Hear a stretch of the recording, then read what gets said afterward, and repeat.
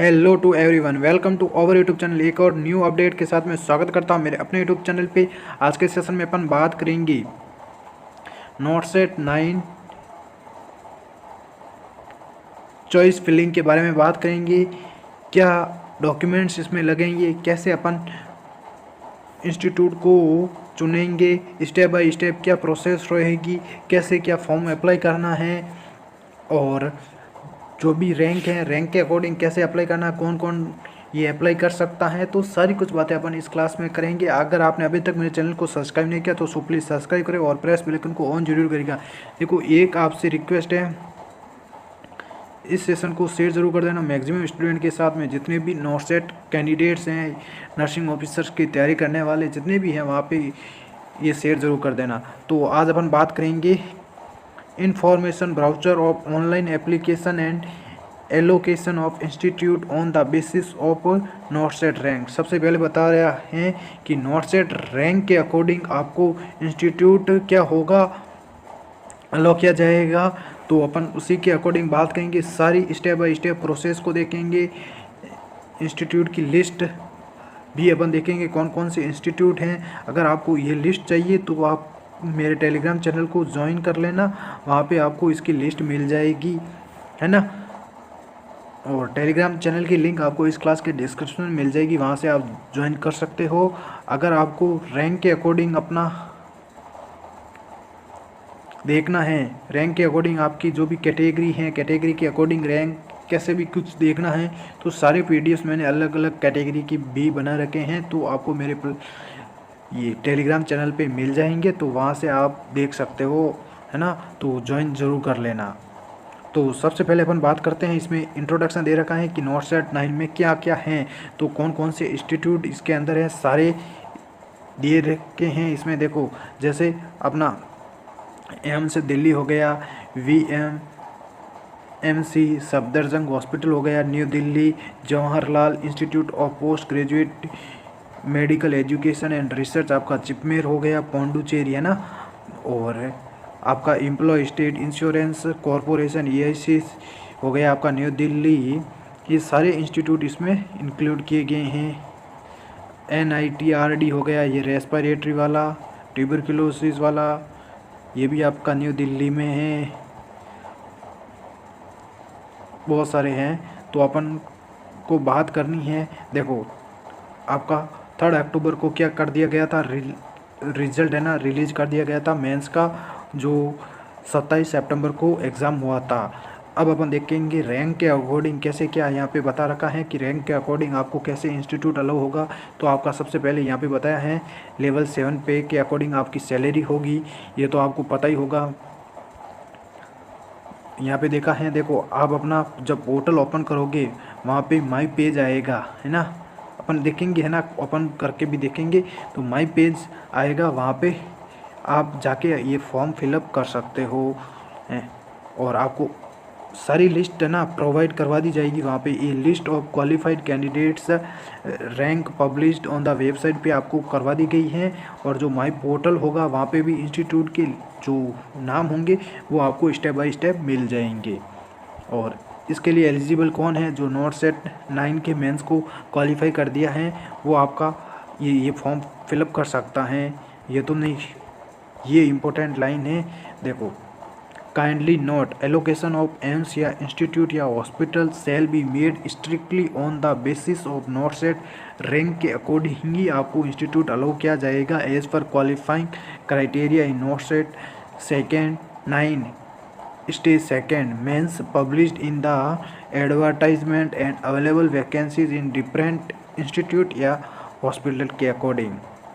Procedure क्या क्या रहने वाला है इसमें, अपन कैसे करेंगे। The complete process of application as per NORCET rank offer acceptance and reporting the institute will be conducted in 3 stages in online mode में। देखो, सबसे पहले आपको क्या करवाना है, नॉट सेट रैंक के अकॉर्डिंग एप्लीकेशन को अपन को फिल करना है, और अपन को इंस्टीट्यूट ऑफर होगा। फिर अपन उस इंस्टीट्यूट को, अगर मान सपोज दैट मेरे को दिल्ली एम्स मिल गया, है ना, तो वो उन्होंने ऑफ़र किया है, मैंने एक्सेप्ट कर लिया है तो ठीक है, अगर मैंने एक्सेप्ट नहीं किया है तो आप डिसक्वालीफाई हो जाओगी रिपोर्टिंग, और उसके बाद में इंस्टीट्यूट में रिपोर्ट कर देना।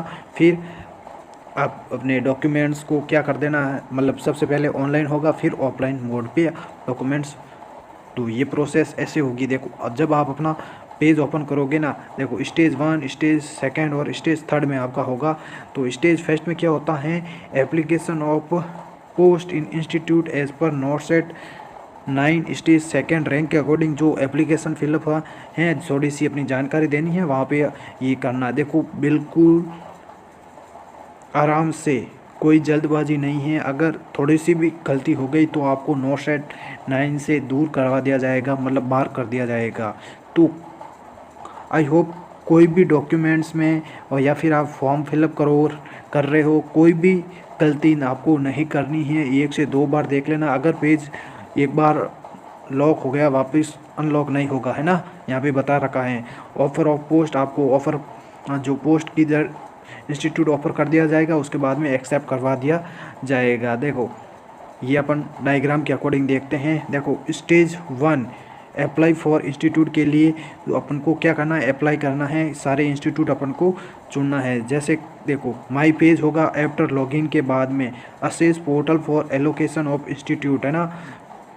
तो सारी आपको इंस्टीट्यूट की जो भी लिस्ट होगी यहाँ पे मिल जाएगी। Apply for institute of choice 1 और मैंने, आप एक से ज़्यादा भी चुन सकते हो। तो सारे के सारे चुनने हैं। सबसे पहले अगर आपको वो एम्स चाहिए, जैसे दिल्ली एम्स चाहिए तो सबसे पहले ये चुन लेना।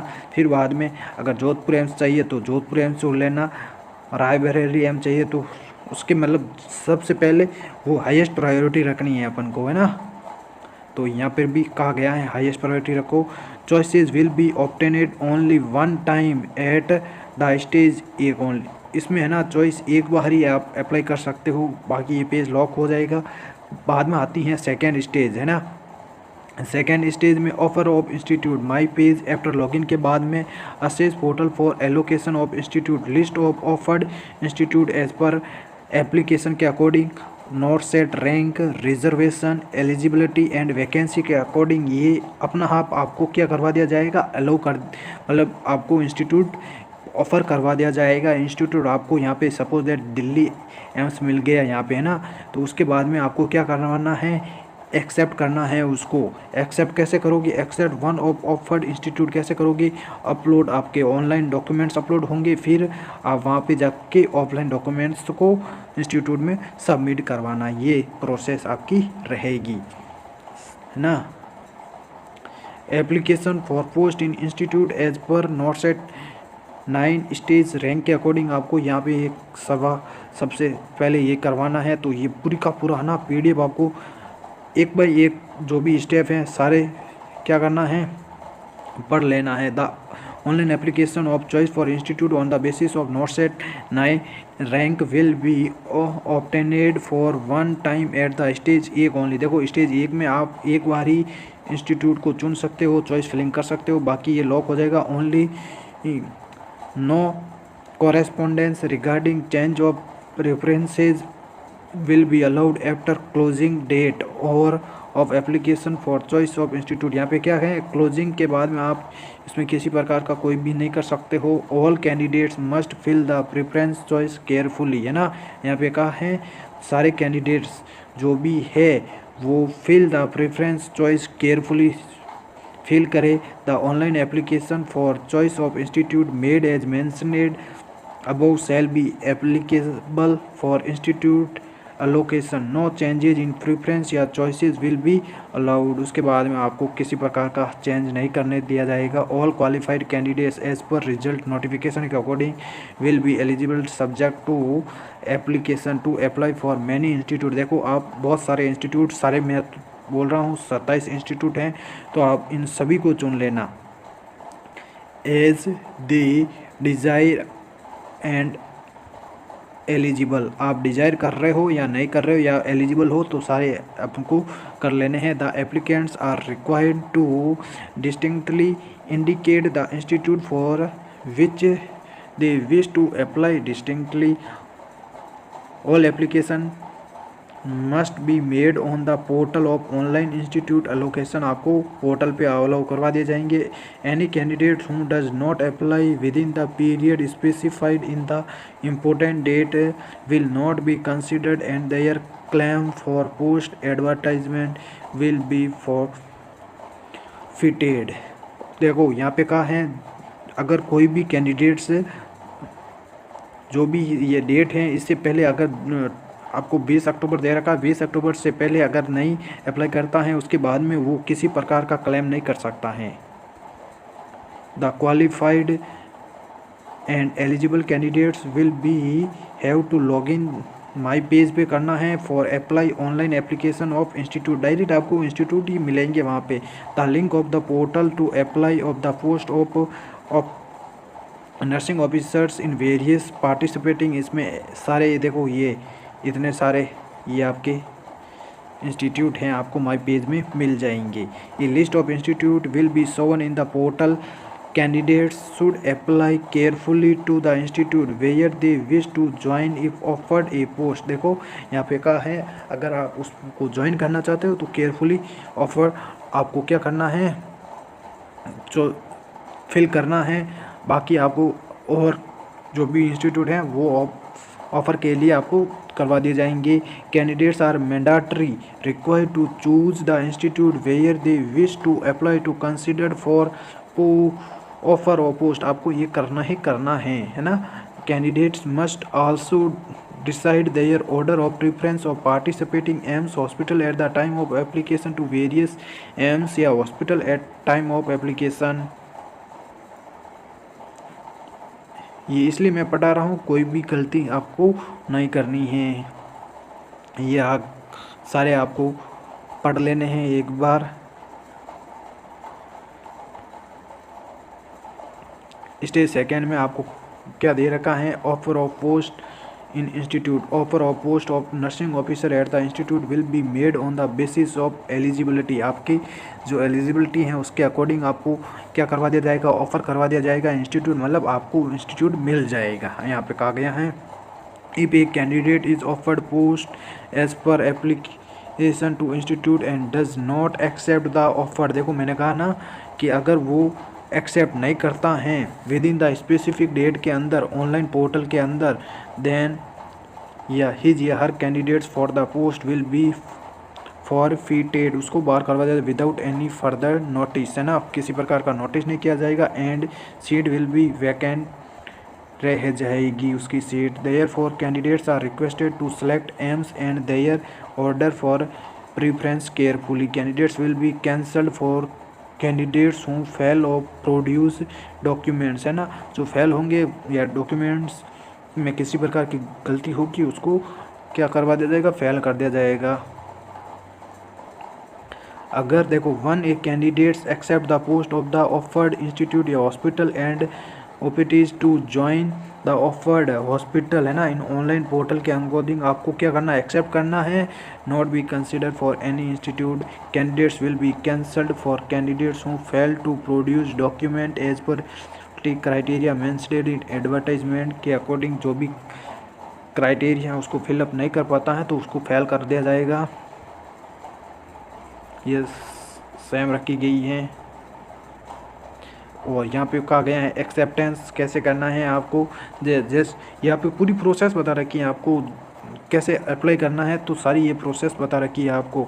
देखो accept and wish to report and join at the allocated institute को आपको ज्वाइन करना है और क्या करना है, रिपोर्ट करनी है आप। अब कि मैं ये प्रेजेंट हो गया, ये मेरे डॉक्यूमेंट्स हैं, ये इम्पोर्टेंट पॉइंट है, ये पढ़ लो। Candidates will be allocated the accepted institute and have to follow the procedure as devised below mandatory. देखो अगर आपको इंस्टीट्यूट अलाउ हो गया, एक्सेप्ट कर लिया, तो उसके बाद में आपको कौन कौन से डॉक्यूमेंट्स हैं, अपलोड द स्कैंड जो copy of applicable certificates as per list of documents, जो भी आपके जो स्कैन कॉपी है ना, स्कैन करके कॉपी, जो फोटो कॉपी है उसको नहीं, स्कैन कॉपी आपको क्या करना है, फिलअप करनी है, अपलोड करनी है। जो भी सर्टिफिकेट्स है आपने institute allocation portal within specified period published in important dates के अकॉर्डिंग आपको ये बता दिया जाएगा। अपलोड एनी एडिशनल सर्टिफिकेट्स अगर हैं तो डिजाइड है आप तो वो आप अपलोड कर सकते हो। Subsequent verification reporting joining and other related process आपको will be instructed by specific institute concerned as per application rule, मतलब इंस्टीट्यूट के अकॉर्डिंग आपको करवा दिया जाएगा। The respective nodal officer of allocated institute will be intimate the reporting date and time. ये आपको कहा गया। ये सारे देखो आपको क्या करना है, the all communication will be made online, है ना, थ्रू पोर्टल के थ्रू आपको या फिर ईमेल या फिर SMS के द्वारा आपको अलर्ट करवा दिया जाएगा। अब अपन बात करते हैं इम्पोर्टेंट डॉक्यूमेंट्स सारे। देखो यहाँ पे बात लिस्ट ऑफ रिक्वायर्ड डॉक्यूमेंट्स। देखो result marks secured by candidates for the nursing officer recruitment common eligibility test stage second का जो रिजल्ट है उसका आपको रखना है। Registration slip of online registration having candidate signature, है ना, वहाँ पे आपको जो आपने ऑनलाइन एप्लीकेशन किया है वो रजिस्ट्रेशन स्लिप वहाँ पे आपका सिग्नेचर होना चाहिए। Admit card having candidate signature of both not set 9 1 और 2 जो भी स्टेज फर्स्ट और सेकंड है दोनों का आपका एडमिट कार्ड होना चाहिए और आपका सिग्नेचर भी होना चाहिए। ये तो आपको ये मैंडेटरी हैं, ये तो आपके एग्ज़ाम के टाइम में सबमिट हो गया होगा, है ना। Proof of date of birth आपका होना चाहिए या फिर क्लास 10th की मार्कशीट आपकी होनी चाहिए। मैट्रिकुलेशन सर्टिफिकेट होना चाहिए। कास्ट सर्टिफिकेट होना चाहिए। Income and asset certificate as applicable if applied under SC ST OBC EWS category issued by the competent authority के द्वारा आपको इश्यूड होने चाहिए सारे certificate. Disability certificate if applicable under PWBD category के हो तो आपका डिजेबिलिटी सर्टिफिकेट होना चाहिए। PWBD certificate showing extent of disability issued by authorised competent authority के द्वारा और NOC आपके पास में होनी चाहिए। Candidates are required to upload NOC who are currently working in central state PSB PSU bodies. Proof of essential educational qualification जो आपकी असेंशियल क्वालिफिकेशन है उनका प्रूफ आपके पास में होना चाहिए। ओरिजिनल होना चाहिए, प्रोविजनल भी होना चाहिए, डिग्री होना चाहिए या फिर डिप्लोमा है सर्टिफिकेट सारे होने चाहिए। Along with proof of date of result declaration issued of certificate, वो जो आपका रिजल्ट आता है ना वो इश्यू होता है ना प्रोविजनल सर्टिफिकेट जैसा ऐसा होता है ना रिजल्ट का, वो भी आपका पास में होना चाहिए। Registration certificate as grade A nurse और मिड वाइफ फ्रॉम स्टेट या इंडियन नर्सिंग काउंसिल का होना चाहिए। एक्सपीरियंस सर्टिफिकेट अगर आपने अप्लाई किया है तो होना चाहिए। अगर GNM के हो तो आपके पास में होना ही होना चाहिए। देखो indicating number of beds of hospital and duration of experience, देखो दोनों ही होने चाहिए। ड्यूरेशन ऑफ एक्सपीरियंस का डेट होनी चाहिए, पूरे ड्यूरेशन अगर 6 मंथ का है या सपोज दैट 6 मंथ का मैं बता रहा हूँ या फिर 1 ईयर का है तो वो क्लियरली मेंशन होना चाहिए। और जो बेड्स हैं कितने बेड का हॉस्पिटल है वो भी क्लियर मेंशन होना चाहिए। लगभग 500 बेड का हॉस्पिटल है तो 500 आपको वहाँ पे लिखने को देखने को मिला होगा। नेक्स्ट है copy of original ID card for proof to identify issued from any government authority, आपका पास में आपका आइडेंटिटी कार्ड होना चाहिए। जैसे आप बोल सकते हैं पैन कार्ड, आधार कार्ड होना चाहिए। Any other certificate required for respective AIIMS या हॉस्पिटल के अकॉर्डिंग आपके सारे सर्टिफिकेट होने चाहिए। आई होप ये आपको क्लियर हो गया होगा। अगर और भी कट ऑफ्स का वीडियो चाहिए तो आप कमेंट करके बताना, बहुत जल्द आपको कट ऑफ का वीडियो भी